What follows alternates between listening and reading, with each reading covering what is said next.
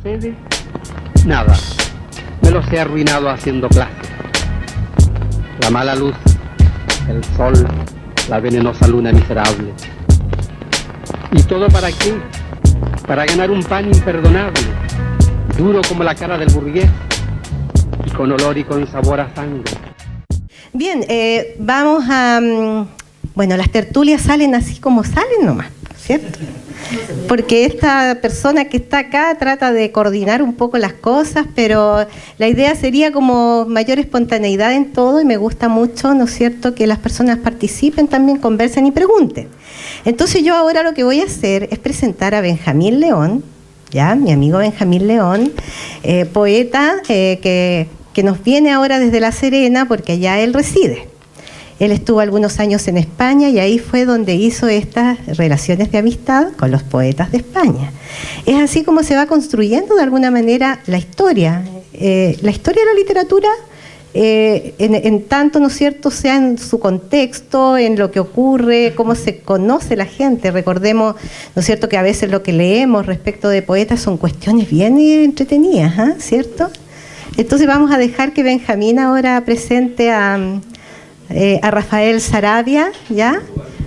Así es que los invito a los dos, pero tú, Benjamín, nos cuentas quién es este sujeto que aquí hemos recibido en esta tertulia de hoy día. Español. Sujeto, ven. Sujeto, ven. Sujeto español. Sujetame. Iba a decirlo, pero... Este sujeto poético. Yo, si tengo que estar al lado de mi familia, necesito un poquito más de vida. Benjamín, ¿tú tienes una? Yo tengo mi vaso ahí, así que... Está bien, gracias.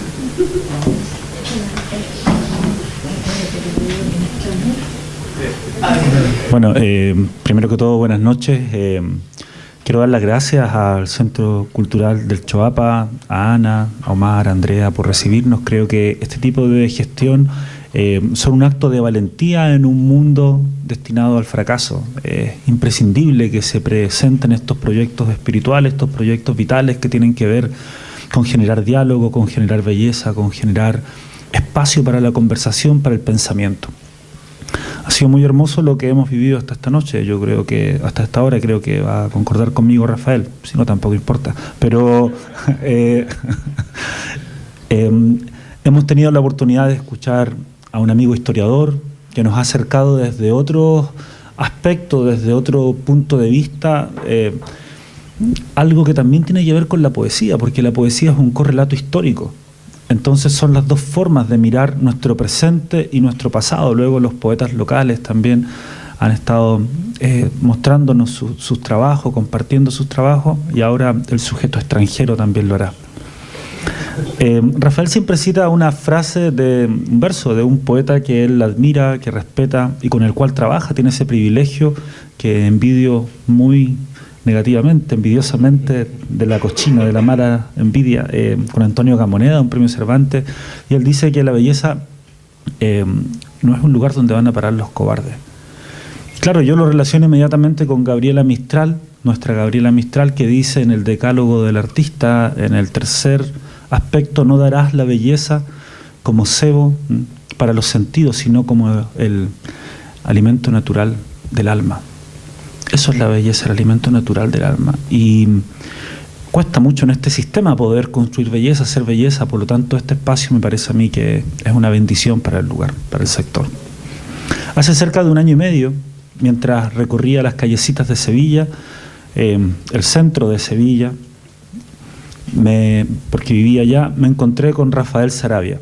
Nos pusimos a conversar fuera de una librería que estaba cerrada, una librería de un joven, de Luis de la Fuga, una librería que también es un proyecto espiritual como este, ¿no? Con mucho esfuerzo, con mucha garra, haciendo de la literatura una pasión, tratando de compartir. Y nos fuimos a tomar una cerveza, nos pusimos a conversar, hicimos amistad. Después de un tiempo lo fui a ver a León y pudimos conversar con Antonio Gamoneda, compartir un poco con Rafael, y planteamos la posibilidad de que en algún momento pudiera venir a la región. Ahora, dado el encuentro que comentaba anteriormente Ana, el encuentro Veranadas, Cantos del Norte Antiguo, tuvimos la oportunidad de traer a un invitado internacional. Acá está al lado mío.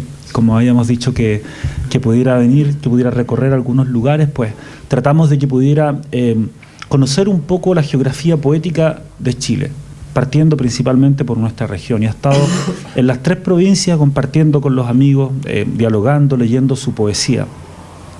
Rafael es un buen poeta, una de las voces jóvenes más reconocidas de España en la actualidad. Ha publicado varios libros, su obra está recorriendo muchos lugares, está en Centroamérica, en México, en España. Tiene vínculos con muchos poetas muy reconocidos y de un gran prestigio, y que además de eso tienen una voz poética formidable. Rafael Saravia trabaja en el Club Leteo, que es una institución que se dedica a reconocer también la obra de autores significativos, no solamente en nuestra lengua, sino que en distintas lenguas, y que son un aporte desde el pensamiento y también desde la literatura.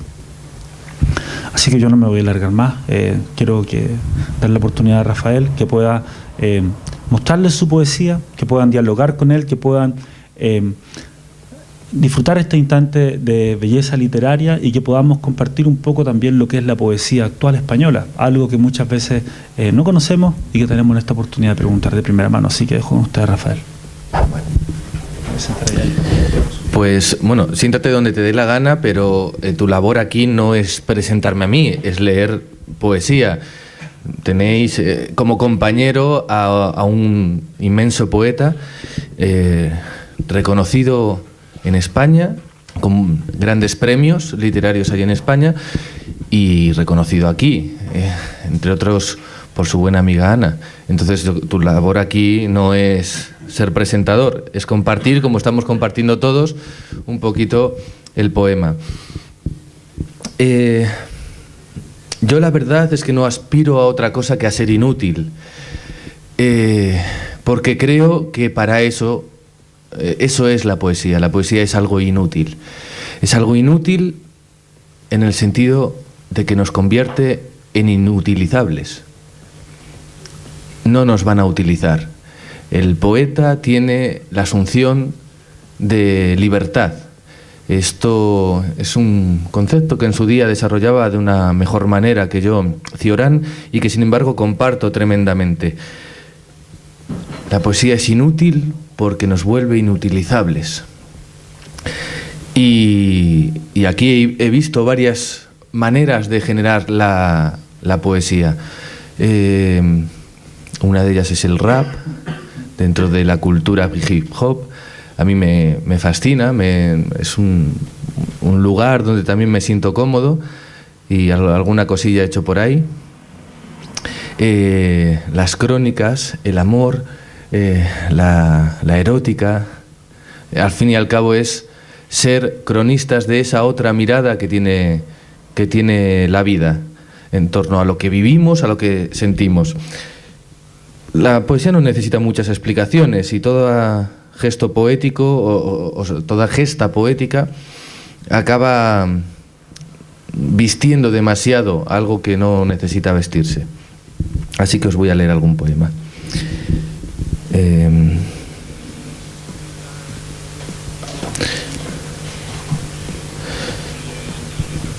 Por cierto, llamaste a tus poemas eróticos... La segunda definición que le diste, esa, perfecto. La anterior no me gustó nada. La anterior era pseudo no sé qué o algo así. No, lo erótico o es erótico o no es erótico. Bueno, pues a la salud del cuerpo. Prisión. Cato esa boca trágica y me veo telúrico en su membrana. Espejismo y lengua, retorciéndome imparcial en los márgenes que atesoran tus pestañas, sucumbiendo hacia arriba por tus elementos nasales hasta llegar al improperio. Ansío tus garras, tus desuñas ramificadas sobre mi tronco de hombre en expansión, y la violencia del espacio no invadido por las pieles resquebrajadas. Te hambreas, te rasuras la osadía, me sufragas las ranuras con tu lengua, te consumes con nostalgia y me aceleras. Nada más. Solo esperma en mis barrotes.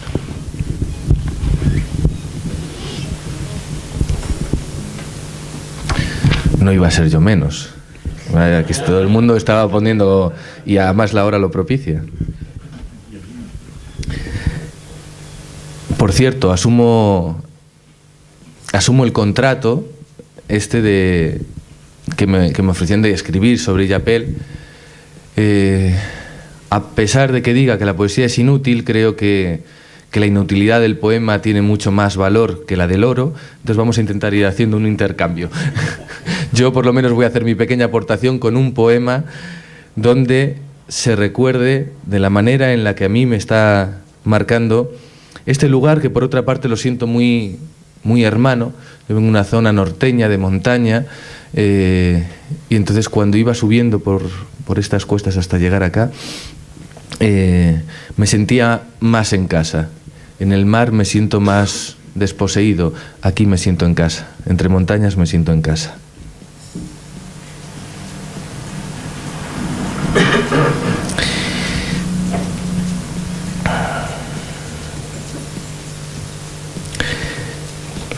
Les voy a leer un poema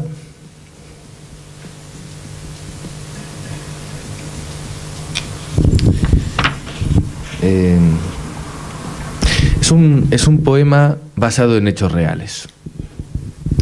Resulta que bueno, con mis compañeros del Club Leteo, como nombraba Benjamín, somos un colectivo de escritores, llegó un momento en que todos les dio la neura de empezar a ser padres y madres. Entonces me empecé a quedar solo. En un momento en que no, es que hay unas obligaciones ya, justo además el primer momento en cuando nace un niño, que hay más atenciones, que tienes que estar más pendiente, que eres más inexperto también cuando un padre es primerizo. Entonces yo eché mucho de menos las tertulias, las noches, hasta la madrugada, bebiendo, charlando. De repente desapareció todo esto. Mis amigos tenían otras obligaciones. Uno de mis mejores amigos y un gran escritor del norte de España, Alberto Rodríguez Torices, no fue menos y se encumbró en la ardua tarea de ser padre. Volví a rescatar a mi amigo al año y medio más o menos. Y al año y medio tenía yo muchas ganas de tertulia. Un día nublado, bastante nublado, salimos a pasear, pero esta vez salimos ya con un elemento que era ajeno a nuestras tertulias, que él era un niño, era su hijo. Lo llevábamos en el cochecito y llegamos a un parque que tiene un lago en el centro, y en ese momento estábamos hablando de lo humano, lo divino, y sé que era sobre una obra de Dostoyevsky, creo que era El jugador. Como era un parque cerrado, al niño le sacó del cochecito, apenas andaba, pues imaginaros, 1 año y medio, 2 años, y ocurrió algo increíble. Y os lo digo de verdad, o sea, no estoy haciendo una fábula en torno a este poema. Ocurrió que en mitad de una discusión muy fuerte, el niño, que se llama Román, se acercó al estanque, y entonces se acercó un pato. Y entonces el pato miró a Román, Román miró al pato, y no me digáis cómo, se hizo un claro en el cielo, algo alumbró la escena, un claro de luz. Y yo lo vi claro, lo vi, o sea, lo sentí. Román estaba hablando con el pato, y el pato clarísimamente no era un pato, era un ángel. Lo vi claro, y vi claro que los ángeles no se molestan en hablar con cualquiera. Habla con Román, con ese niño que iba con una pureza tremenda a hablar con ese pato. Yo entonces le escribí un poema, y dice así. Le escribí realmente una carta.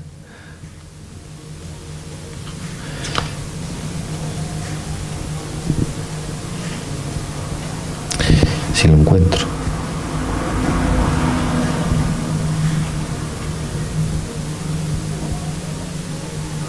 Aquí está. Esta carta a Román dice así: vuelas a mi lado y no te sigo, mi querido Román. Mi entrañable Román, suena fantasía capricho y ríes. Hablan de ti, Román, como se suele hacer en estos tiempos faltos de fruta fresca. Hablan con la ilusión prendida, mirándote como a un retrato alegremente rescatado. Tú conformas la esperanza. Y por eso hablan, Román, por eso hablan. Mi padre creía en los ángeles. Venían sobre patos y notas de miel en violines de Sarasate. Creía en la letanía y aprendió a soportar su ausencia de alas. Tú, Román, mi dulce Román, corres a preguntar a los patos, suena Souvenir de Fausto y sonríes. Corres convencido de tu vuelo mientras hablan.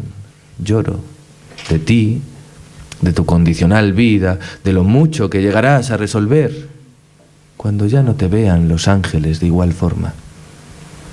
Hablan de ti, Román, aventurando tu frágil paso en el camino, advirtiendo nuestra gris confianza en el próximo, avanzando tristemente en contra de las plumas. Yo lo sé, Román, mi bien hallado Román. Tú has oído fantasía de la forza del destino mientras plegabas tus alas. Ellos hablan, lloro, del mundo y tú, caprichoso Román, extiendes la mirada, tu mano, mi querido Román, hacia el primer ángel emplumado. Posdata, huele a miel, suena capricho vasco y tú ríes. Nunca escuchamos, Román, nunca escuchamos.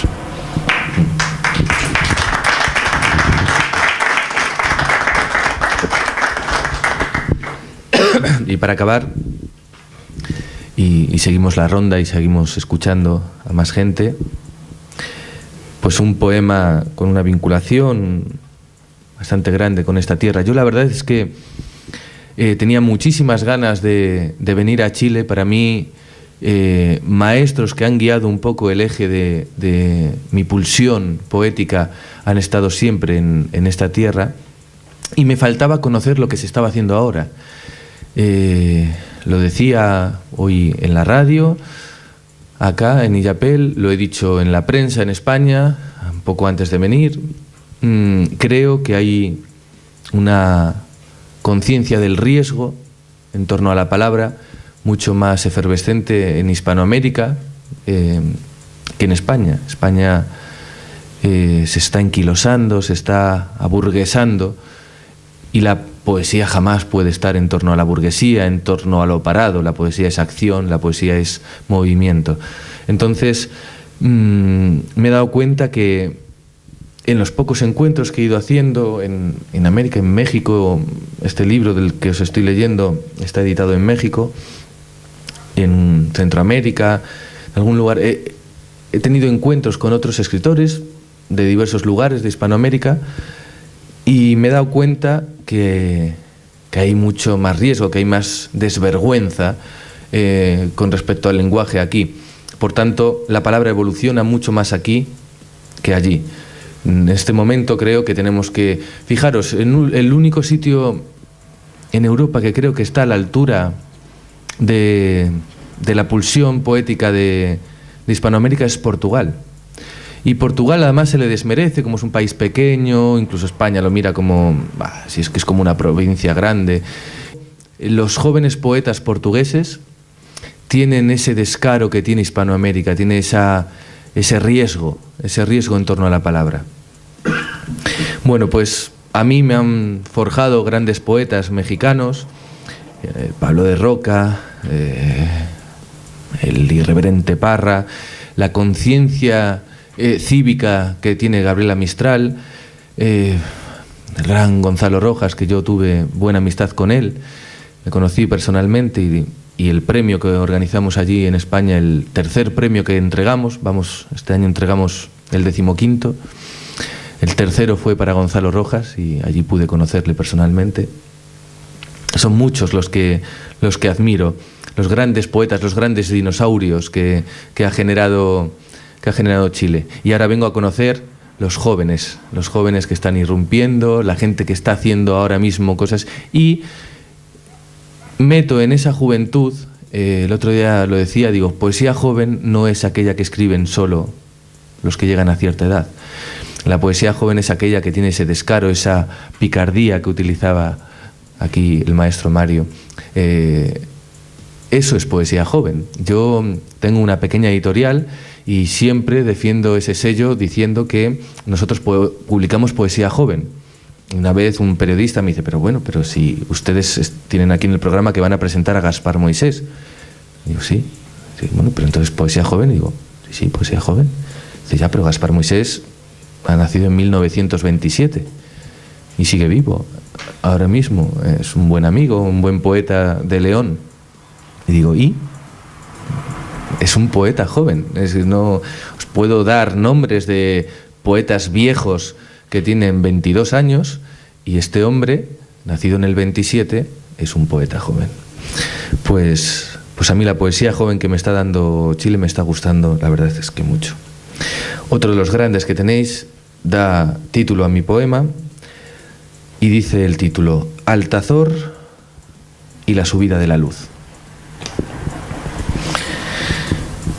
Queridos compañeros, una brizna cualquiera. Corre el año 31 y los enseres se vuelven modernidad. Sin la corporidad de los levantados, no confiaríamos en el calor, en la prótesis, en la mancha de carbón, lo que supone en nuestros pantalones la libertad de campana. Corre el año 87 y las páginas de fuego se reivindican. Se apresuran entonces los caciques a cultivar futuro y la copa de angustia ya solo necesita de 20 años en barrica de madroño. Los cormoranes naufragan en el cemento que alicata costas y robledales. Queridos amigos, nos untan de sal los labios y lo llaman esperanza. Fijan el sabor de la desolación 3 puntos por encima del de la cayena. Apelan entonces los indeseables al voto transgénico, queriendo hacernos ver las bondades de los tomates olor cian.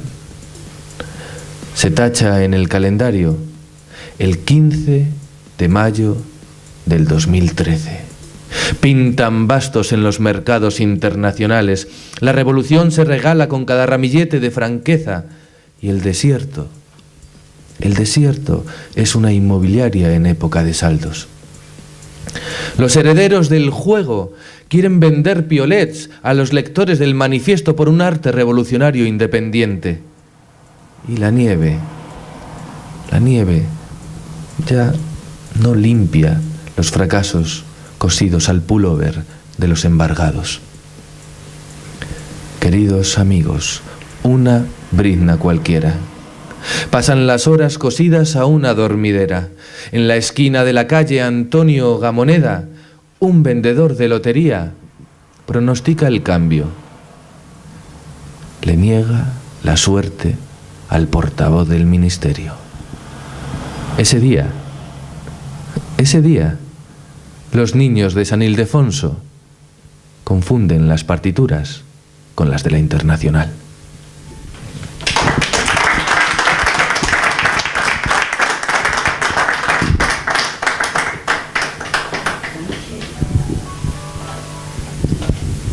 Esa música también es obra de... ¿Y te vas? Pero para... Así se hace la historia, ¿no? Ya está escrito en la historia que Rafael Saravia pasó por acá, por este confín del mundo, por el Choapa, por Illapel. Está escrito en la historia que Benjamín, ¿no es cierto?, también es segunda vez que nos visita. Y lo digo por ellos porque son nuestras visitas que llegaron hasta estos lares. Yo digo que que la importancia que tiene esto siempre tiene que ver con el centro de la afectividad, con la humanidad. Es así como se van haciendo estos lazos. Hace muchos años que nosotros nos estamos juntando, aquí los rostros son todos parecidos, a veces nos peleamos, nos alejamos, a veces nos acercamos, pero la poesía siempre nos une, ¿no? Mira, yo te voy a contar, por ejemplo, tú tienes aquí a la mejor lectora de Illapel, la señorita Raquel. Fue hasta premiada por la biblioteca de Illapel porque ella es la mejor lectora que tiene Illapel. ¿Te das cuenta? Exacto. Da miedo. Estamos acá además, ¿no es cierto?, con nuestro consejero de Cultura, Bernardo Chávez, que ya termina también su periodo, o sigue, después viene el Ministerio de la Cultura, ¿verdad? Sí.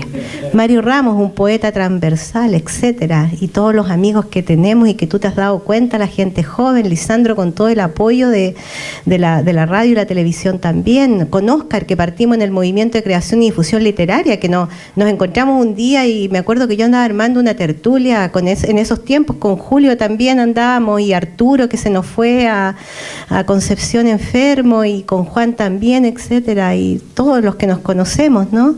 Y Mario, bien, y andábamos con José Miguel, etcétera, y de repente yo venía conociendo a Óscar desde hacía ya, no sé, unos 2 años, y yo le digo, ¿dónde hay poetas, Óscar? ¿Tú conoces? Y me dice, yo escribo. Y era un poeta silencioso, fíjate, que estaba entre nosotros y que tanto tiempo conociéndonos, y ahí después, ¿no es cierto?, partió el primer libro colectivo del Chuapa, los 4 autores del Chuapa, ¿te das cuenta? Y ahora ya tú eres parte nuestra también. Rafael Saravia pasó por Illapel, a pesar de los tiempos que corren, a pesar de que la poesía, como dices tú, es inútil, pero también somos inútil para el sistema, y eso es lo más importante. Claro. Entonces, no sé, pues decirte eso, Rafael, y además quiero entregarte algunos regalos.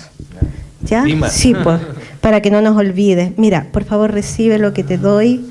Mira, son puras cosas nuestras acá. Este libro que hicimos hace algunos años, cuidado, porque esta es una piedra que se rompe.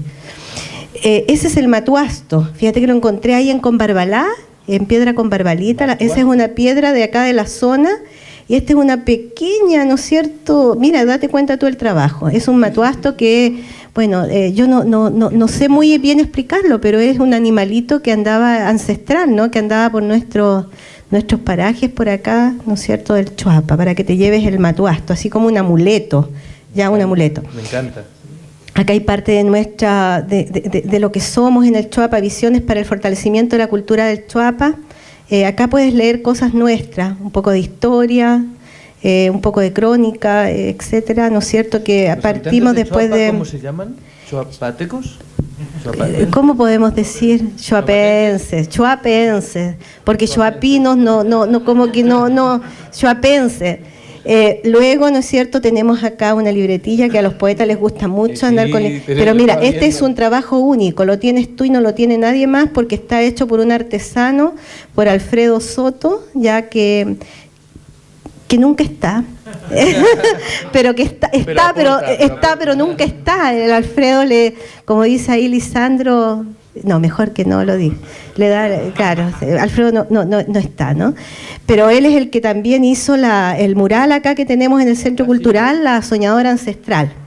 Entonces te llevas una libreta de él, bueno, y algo personal, me disculpan por la historia. Hola, adelante, pase nomás, asiento. Las historias de Don Chalo, ¿ya? La memoria de Don Chalo, porque en el fondo eso, tal vez es un mal libro, pero sí recopila parte de la historia. Fíjate que donde estamos todos, están los nombres de nosotros todos acá, porque de alguna manera, en algún momento hicimos historia en el periodo más difícil, ¿no es cierto?, entonces, por eso que te lo llevas, ¿ya? Y queremos... La lectora es ella y me dice que es bueno, me claro. fío de ella. Así pero mira, a Benjamín le vamos a dar un amuleto también hoy día, ¿cierto? Te vamos a dar un amuleto, Benjamín, un matuasto también, que te lleves ya.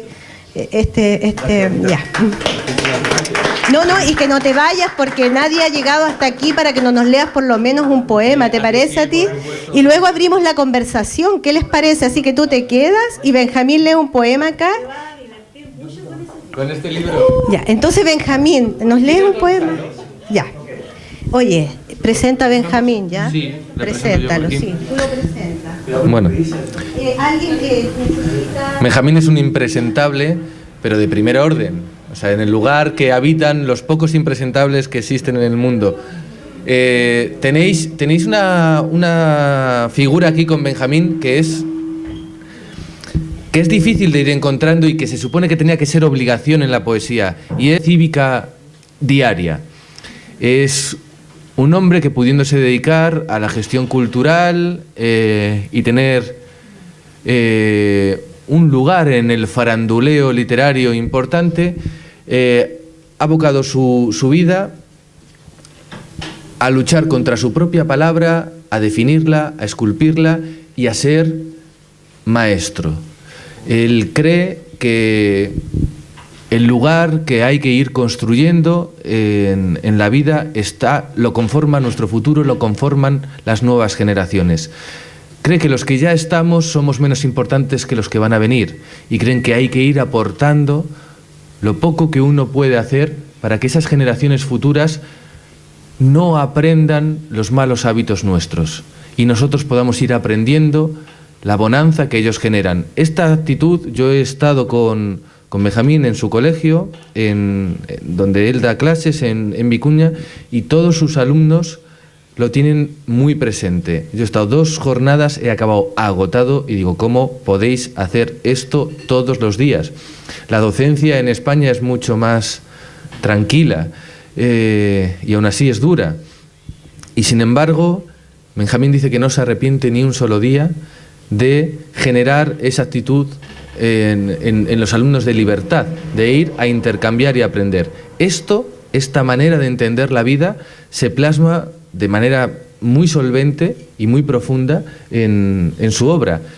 En España ha ganado, entre otros, el Juan Ramón Jiménez. Es uno de los premios más relevantes que tiene España, con seriedad, con publicación y con esto que llamaba Baudelaire las escamas litográficas malditas, que no es más que el dinero. Bueno, hay gente que valora, entre otras cosas, los premios por el dinero. Bueno, pues este es un premio que tiene importancia y relevancia a nivel intelectual, y además tiene una buena dotación que hace que sea muy poco accesible, y que grandes escritores postulen a este premio, y que tuvo que venir un chileno a nuestra tierra a quitarnos nuestro premio, pero por algo le habrán premiado a él. Es así de claro, el premio Juan Ramón Jiménez. Pero todo esto que os estoy diciendo no tiene realmente ninguna importancia y no vale absolutamente para nada. Lo que vale es lo que viene ahora. Sí, qué mal, ¿eh? Termina presentándome él a mí. Me vengo a presentarlo yo a él y termina presentándome a mí, este sujeto. Muy bien. Es mi hermano. Sí, la verdad es que ha sido muy bonito este tiempo que Rafael ha estado en Chile, porque partió con el encuentro acá en Ovalle. Cuando la gente del ICMAYIN me pidió que les ayudara a organizar este encuentro, yo pensé inmediatamente que era la oportunidad que viniera Rafael, y también de poder juntar a algunos amigos. Ojalá hubiéramos tenido más presupuesto y hubieran podido asistir todos, pero ya se ha dado un paso y vienen otros más. Estas son cosas que hay que continuar. Como insisto, son proyectos espirituales. Los poetas deben juntarse, debemos cambiar el pensamiento social, y la poesía ayuda mucho a eso. Es algo imprescindible para poder cambiar la sociedad, para crear sensibilidad y crear conciencia. Voy a leer un poemita, ya que me ha pedido Ana que comparta un poema.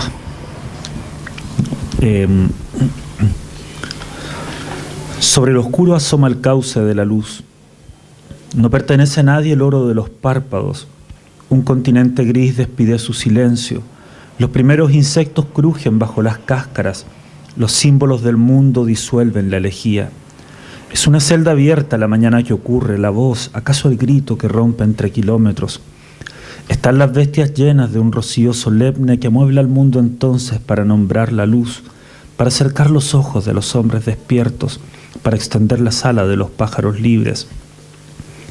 Uno retoma luego las costumbres, los ritos, abre palabras, niega, cuestiona los colores, pretende ser de ayer sobre la triste carne y no soporta el tiempo ni a sus aguas altivas. Los vigilantes nombran cada nuevo suceso mientras la tierra escribe las fórmulas del polvo.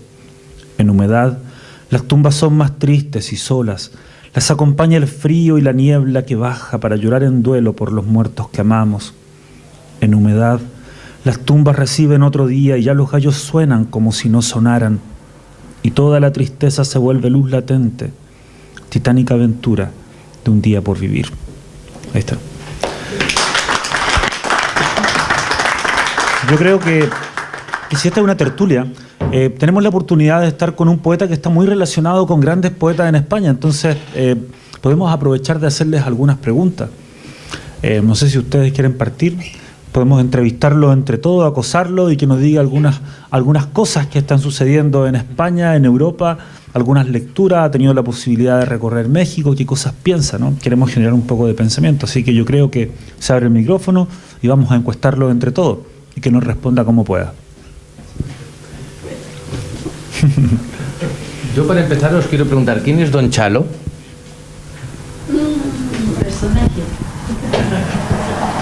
Personaje. Yapelino. Yapelín, vale. Tú lo vas a descubrir de qué. ¿Cuándo vaya? Perfecto, perfecto, genial. Hay que leerlo. ¿Ah? Yapelense, dice el Sergio. Entonces, Mi yapelense. comencemos entonces con la ronda de preguntas, un poco, porque él tenía que hablarle un poco de poesía española contemporánea. A veces no conocemos los poetas actuales, ¿no? Hay una pregunta acá, don Sergio. Yo quiero preguntarle, en España se practica libremente la declamación de la poesía. Es difícil. Hay ciertos movimientos tradicionales, además con una tradición ancestral, que todavía se respetan. Están, por ejemplo, los versolaris, que son... hace poco, recientemente, he tenido la oportunidad de escuchar un movimiento que tiene siglos, y es recitales de memoria, incluso con retos. Ahora mismo existe un movimiento a nivel mundial que se llama el Spoken Word, como todo nos lo globalizan, y el Spoken Word no deja de ser un duelo realmente entre dos poetas que se van citando y van versificando. Puede tener una rítmica concreta, con la rítmica suele ser más el rap, y el Spoken Word tiene un poquito menos de música y un poquito más de palabra. Bueno, pues esto ancestralmente ya se estaba haciendo. Los versolaris son poetas tradicionales del País Vasco que recitan en euskera y que se les da una palabra o una imagen, y a raíz de esa imagen tienen que improvisar rimado en euskera, en el idioma vasco, un poema. En Canarias también hay, que no me acuerdo cómo se llaman ahora, los cantos canarios, pero también existe esa figura. Está muy ligado a la tradición, pero lamentablemente estamos muy globalizados. Entonces, tal vez esto del spoken word está triunfando mucho más ahora en las juventudes. Bueno, es un poco una vuelta de tuerca. Yo creo que la tradición, en el fondo, o la imagen de la realidad, del sustrato social en el que se vive, se va transmitiendo. Y los jóvenes transmiten las inquietudes que les generan ahora. Pero a mí me ha sorprendido mucho porque los versolaris que yo he ido viendo eran gente muy joven, y que respetan y además tienen un prestigio muy grande en el País Vasco. Cosa que los poetas cada vez van teniendo menos en la sociedad en la que vivimos. Se genera un cantante que gane un Emmy es mucho más importante. La cultura del esfuerzo está mucho menos ligada a las nuevas generaciones, y sin embargo ellos sí tienen ese esfuerzo de aprendizaje, de que no pueden ser versolaris auténticos hasta que no desarrollan una especie de guía con un versolari ya contrastado, mayor. Tienen que estar acompañándole, ir aprendiendo. Me parece fascinante, y sí que existe en la tradición esto. También en España también existen las personas libro, ¿no? Que a mí me llamó mucho la atención eso cuando lo conocí. Un grupo de personas que se aprenden un libro de memoria. Por ejemplo, vi con Platero y yo cada uno se aprende un capítulo y luego se juntan y cada uno va diciendo el capítulo que se aprendió y finalmente dicen todo el libro. Entonces uno está todo el tiempo escuchando ahí cómo lo hacen. Eso me pareció increíble. Buen proyecto. Sí, es un muy buen ejercicio ese para la memoria y también para poder tener un tema grupal. Esa huelga de tuerca de la que tú hablas se da porque el contexto social, político ha cambiado, porque hay algo que se gatilló en la sociedad española. Fíjate, si hablo por experiencia propia, yo sí que he visto que ha habido un cambio de pulsión lírica en ciertos poetas españoles con respecto a la sociedad en la que vivimos. Siempre he dicho que no creo especialmente en la poesía social. No creo en la poesía social porque me parece que la poesía no debe tener ningún apellido y cualquier apellido la limita. Pero sí creo que el poeta debe ser una persona con conducta y con una acción cívica que tenga coherencia con respecto a sus textos. De tal manera que yo me he encontrado en lugares donde, claro, un tipo con mucha conciencia cívica escribe un poema sobre un niño con la barriga hinchadita en África que pasa mucho hambre, pero es una mierda de poema. Es decir, eso, el fondo, o sea, que realmente uno defienda un valor especial, le dignifica como persona, pero no le otorga ninguna cualidad como poeta. Por eso creo que la poesía está en otro lugar. Ahora, que como ciudadano el poeta sí que tiene que dar esa otra mirada que trascienda, que genere una vibración que traspase más allá de las palabras y que sea capaz de reinventar y de limpiar términos que a nivel político, por ejemplo, lo decía con los alumnos, es decir, estamos muy acostumbrados ahora a escuchar la palabra transparencia a los políticos y es la palabra más sucia que existe ya. Y los políticos muchas veces nos quitan ciertas palabras que hay que reinventar. Digo quitan porque si las palabras son de todos, si se utilizan con vehemencia, me parece genial. Y creo que la política es el primer lugar donde la palabra certera debería ocupar su lugar permanente, y es donde lo ocupó. El problema es que ya no se hace política, ahora es otra cosa. Antes quien se dedicaba a la política era alguien que valía, que realmente ejercía un valor añadido en la sociedad.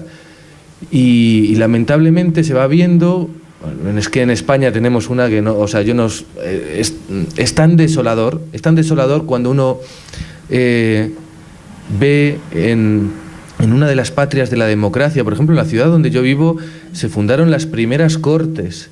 Creían que las primeras cortes democráticas se fundaron en Inglaterra y no, o sea, unos documentos nuevos, relativamente nuevos, eran las Cortes de León, como los Principia, que son unos documentos que se han encontrado, como las primeras cortes documentadas en 1188, anteriores a las Cortes de Castilla y anteriores a las Cortes de, no sé si era de Gales, me parece que eran las que se databan como la cuna del parlamentarismo europeo, pues son de León, de la ciudad donde yo vengo, de aquella era el Reino de León, que era uno de los reinos más fuertes, realmente, incluso inicialmente era mucho más fuerte que el Reino de Castilla.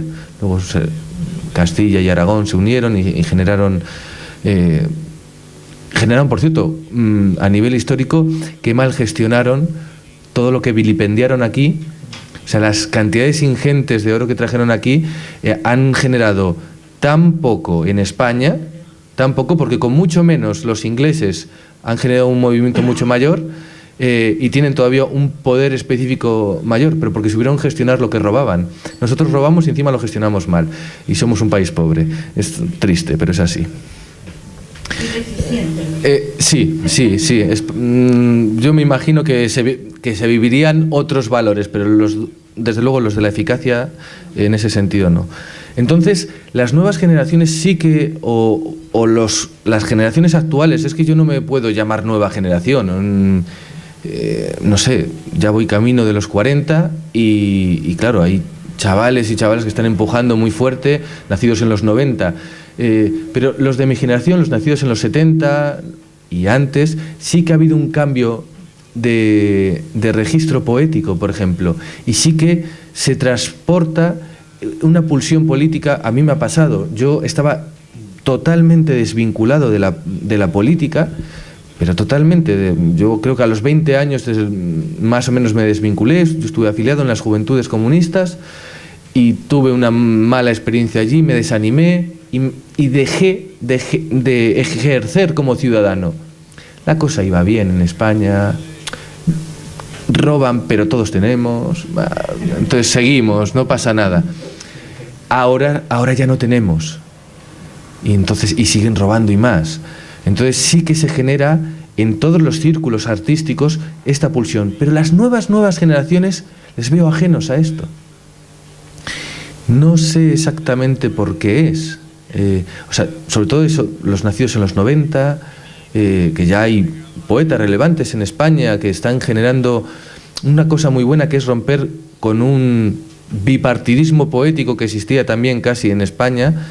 Realmente era más una dictadura, que es un movimiento hegemónico de una poesía oficialista que sigue existiendo, la poesía de la experiencia, ligada al grupo Visor. Es una editorial, Visor, que lo conoce mucha gente, es una de las más conocidas, sobre todo en el mundo hispanohablante, es una de las ediciones de poesía más reconocidas, y que ejercía un pensamiento monolítico.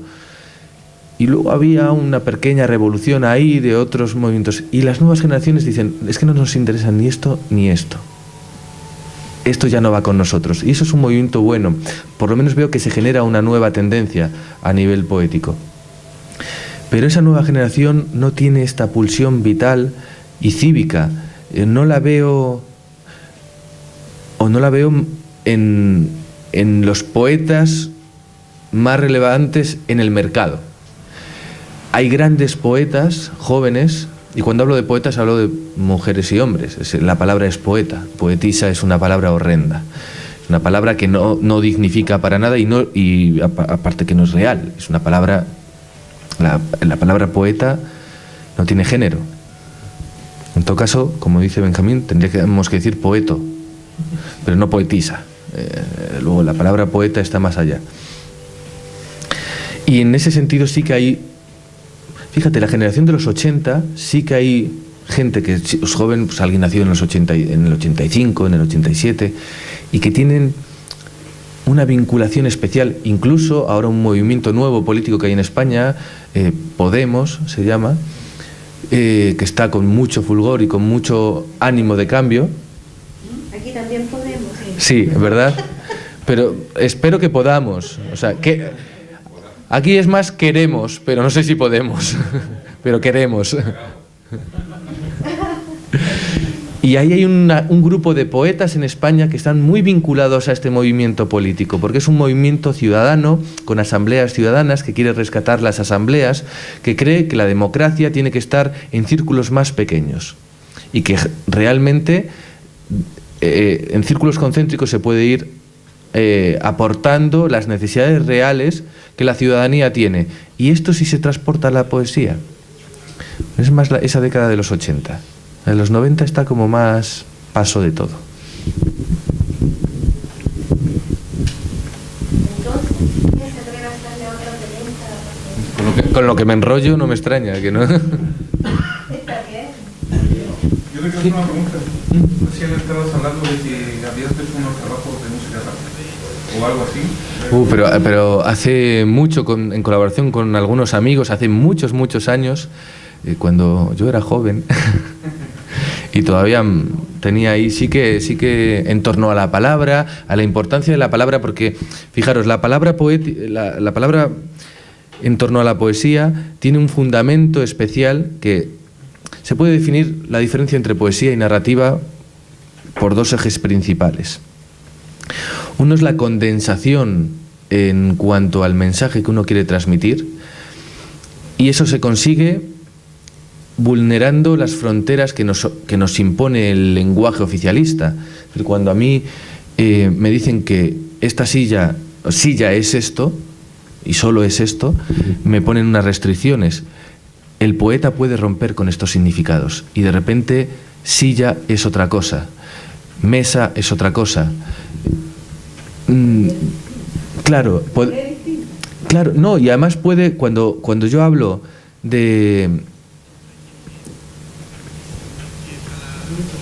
Por ejemplo, si he puesto el ejemplo de mesa, no sé, me lo voy a inventar ahora, pero estamos hablando del sustento que confirma el alimento diario. De repente ya no es mesa, es el sustento que confirma el alimento diario. Y ese objeto lo acabo de renombrar. Y de repente la mesa puede ser donde las conciencias fueron mesa. Es decir, donde las conciencias formaron un corro alrededor para alimentar. Cuando yo hablo de esa mesa donde las conciencias fueron mesa, estoy hablando de participación en torno a la conciencia. Y la palabra mesa ya genera un significado muchísimo mayor. Esto solo lo consigue el poema. Esto solo lo consigue la poesía. Rompemos las fronteras de los significados, realmente. Pues esta transmisión, que va más allá del lenguaje impuesto, es una de las funciones del poema y del poeta, y de la poética. Y la otra es transmitir más allá del significado de las palabras, y eso se consigue con la musicalidad del poema. La diferencia entre poema y narrativa es la música. El poema tiene música, tiene cadencia. Puede ser más fácil, me fui a Gijón en un camión y me compré un melón. Bien, una rima fácil, bien, un soneto. Pueden ser rimas más complejas, rimas internas, los anfíbracos, los dáctilos. La princesa está triste, ¿qué tendrá la princesa? De Rubén Darío. Son anfíbracos, tienen golpes. La princesa está triste. Es decir, tiene una rítmica interna mucho más compleja. Bien, pues la música es el único arte que no pertenece al hombre. La pintura la ha inventado el hombre, la literatura la ha inventado el hombre, la escultura la ha inventado el hombre, pero la música no. La música existe en la naturaleza. Hay gente que dice, no, pero bueno, existen los sonidos, pero no, la música. La definición de música, yo tengo estudios básicos, muy básicos, no tengo ni idea de música, la verdad, muy básicos de pedagogía musical. El concepto de música, que es la consecución de sonidos armónicos, eso existe en la naturaleza. Y eso es universal. O sea, una tribu aborigen de Australia se pone a tocar un ritmo y a un vikingo nórdico le llega y le transmite. La música no tiene idioma, es un idioma en sí mismo. Pues la vinculación entre la música y el lenguaje es la poesía. Y entonces por eso el rap, concretamente, que está dentro de esa cultura del hip hop, que el hip hop representa algo más que el rap, es una cultura que conlleva muchísimo más, una filosofía de vida también. A mí me interesó mucho en torno a la palabra, porque creía que podía desarrollar algo más, y además con ese descaro que yo decía de... Alguna vez sí que hice algunas cositas ahí con esto. Comprende, aprende, emprende, porque alguien te sorprende. Haciendo algo malo, tu cuerpo hará desprende un olor que no confunde, pero que pronto se difunde. Si no es suerte, ganará el primero que desenfunde. 1000 frases y 1000 palabras y 1.000.000 de letras van tapando la salida. Lo hacen mientras entran. Págame por lo que escuchas y planteas el estilo, pero no ataques fuerte porque yo estoy muy tranquilo.